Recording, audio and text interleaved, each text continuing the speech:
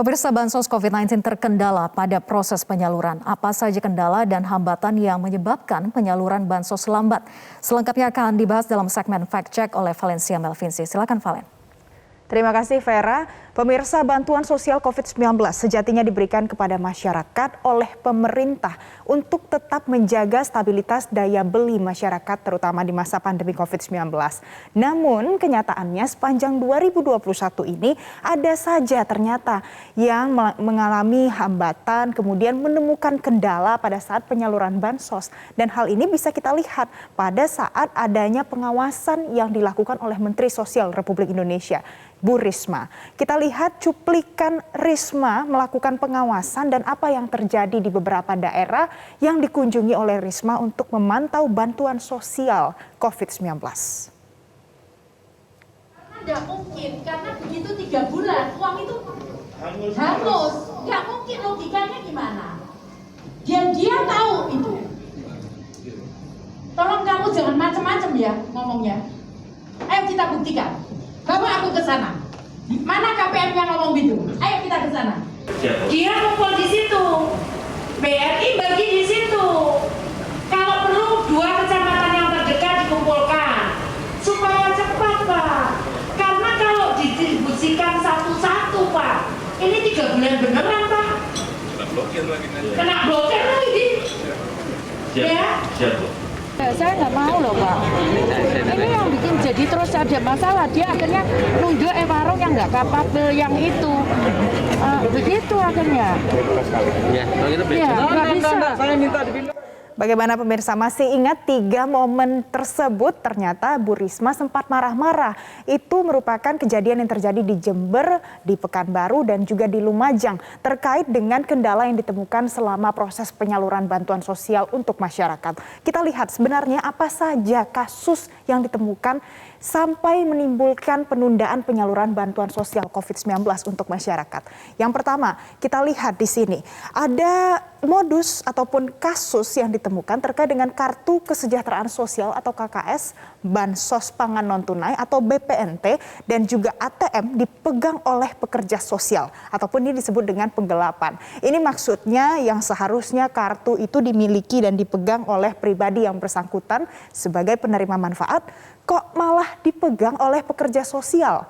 Ini menjadi satu kasus. Kemudian ada yang kedua, duplikasi data orang yang sudah meninggal dunia terkait dengan perbaharuan data yang belum kelar masalahnya. Yang ketiga, modus iuran atau pungli. Ditemukan di beberapa daerah ternyata ada yang meminta iuran. Macam-macam alasannya. Bisa dikatakan iuran ataupun pungutan liar ini dilakukan pada tingkat RT dan RW sampai dengan beragam alasan terkait dengan sudah ada izin yang diterima dari posko siaga. Ada pula yang menyatakan iuran untuk kebutuhan masyarakat. Selanjutnya ada juga yang memotong jumlah bansos yang sudah ditetapkan. Misalnya yang ditemukan ternyata yang seharusnya diberikan dalam bentuk sembako Rp200.000 ternyata hanya disalurkan kurang dari Rp200.000. Kemudian ada monopoli pengadaan beras pada saat untuk mengadakan beras bantuan sosial ternyata dimonopoli oleh pihak-pihak tertentu. Dan yang terakhir ada rekening keluarga penerima manfaat yang diblokir. Ini merupakan temuan dari Kementerian Sosial pada saat penyaluran bansos dilakukan. Misalnya untuk rekening yang diblokir ini ditemukan per bulan Agustus 2021. Setidaknya ada 1.868 rekening yang diblokir di Jawa Tengah. Per 31 Agustus ada laporan ternyata rekening belum ada aktivitas sama sekali, bahkan belum aktif ataupun belum didistribusikan. Ini adalah kasus-kasus yang ditemukan yang menyebabkan penundaan penyaluran terjadi. Selanjutnya kita lihat lagi. Dalam temuan kasus-kasus ini dilakukan pada saat sidak dilakukan, sidak penyaluran bansos. Kita ambil beberapa contoh sidak yang dilakukan oleh Mensos. Yang pertama, sidak di Tuban, Jawa Timur. Risma memantau ternyata BPNT tidak disalurkan penuh. Yang seharusnya disalurkan 3 kali, ternyata hanya disalurkan 2 kali saja. 1 kalinya lagi kemana? Kemudian sidak di Tangerang.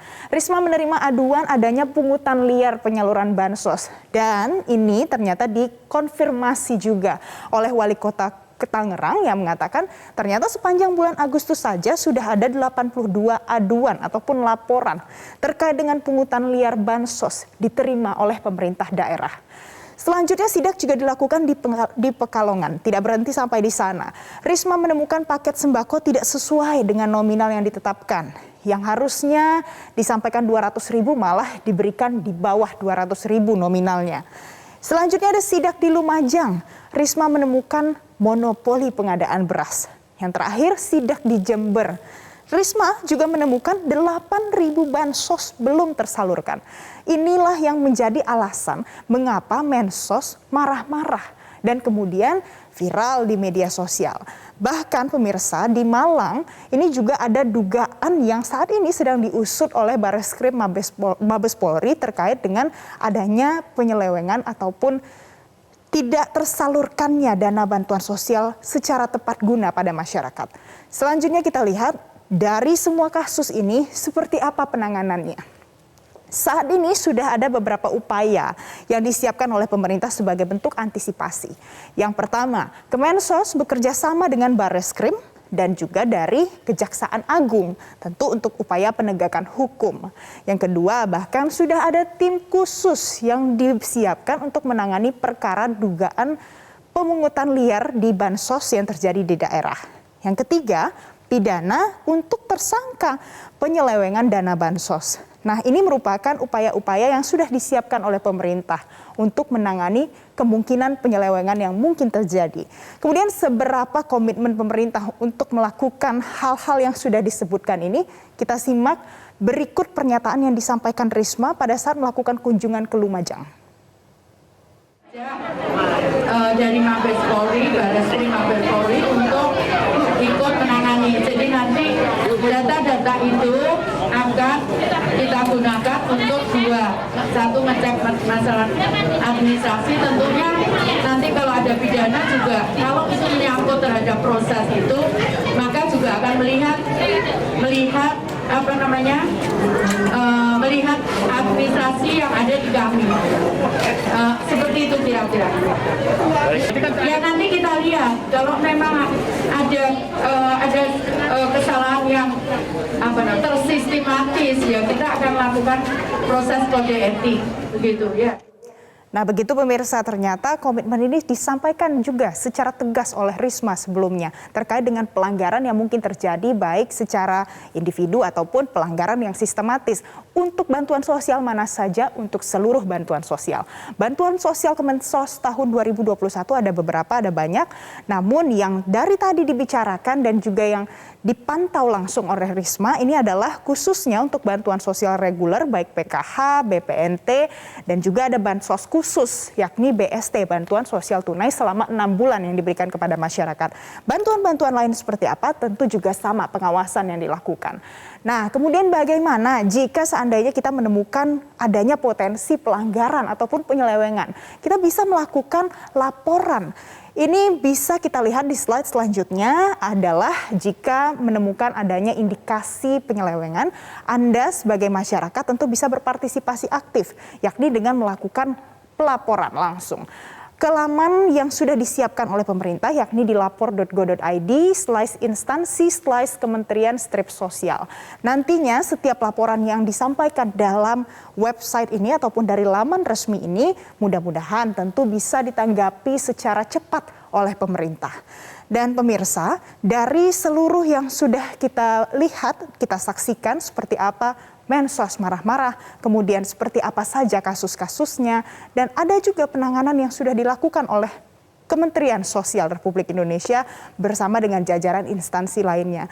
Dan sudah saatnya kita sebagai masyarakat berperan aktif jika menemukan adanya potensi pelanggaran, lakukan pelaporan sesuai dengan jalur yang sudah disiapkan. Demikian Fact Check hari ini. Vera, saya kembalikan ke Anda. Terima kasih Valencia Melvinsi atas paparan Anda.